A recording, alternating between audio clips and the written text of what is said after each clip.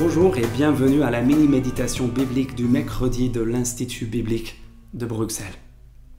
La question du roi souffrant David, jusqu'à quand, du psaume 6, verset 4, est une grande question qui résonne tout au long du récit biblique.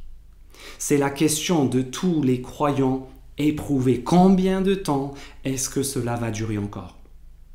Et à la lecture du psaume 6, versets 2 à 8, on a l'impression que David va devoir encore patienter. Il parle au verset 3 de ses souffrances physiques, au verset 4 du tourment, de la tourmente de l'âme, verset 6 de la menace de la mort. La souffrance, David en a fait le tour. Il est, quand on arrive au verset 8, usé par le chagrin. Et c'est là au verset 8. Alors qu'on ne s'attend plus à rien, qu'une voix étonnante se fait entendre. C'est la voix de Dieu. Verset 9, regardez.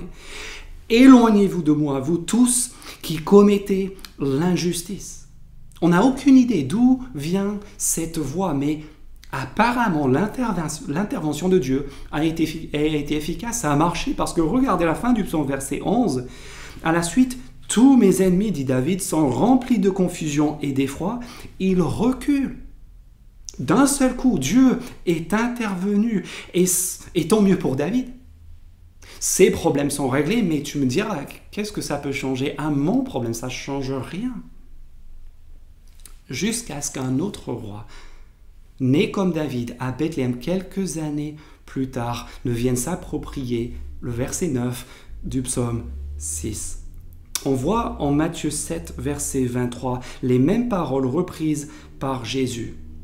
Le roi Jésus, né comme David à Bethléem, pourchassé comme David au psaume 6 par des ennemis qui en veulent à sa vie, et qui, lors de son discours inaugural à son peuple, appelé parfois le sermon sur la montagne, conclut Matthieu 7, 23 de la façon suivante, en citant le psaume 6, verset 9. « Éloignez-vous de moi, vous tous qui commettez l'injustice », le grand discours sur l'amour et sur la tolérance qui se conclut par la promesse du jugement. Pourquoi ? Parce que le règne du roi d'amour, Jésus, passera aussi par le triomphe sur le mal et sur les malfaiteurs. Jusqu'à quand ? Avec les croyants du Nouveau Testament, nous pouvons répondre. Hébreux 2, Éphésiens 1, jusqu'à ce que tous ses ennemis soient rassemblés sous ses pieds. Nous pouvons dire que notre souffrance aura une fin parce que, après avoir souffert, le roi Jésus a aussi triomphé de ses ennemis lors de sa résurrection.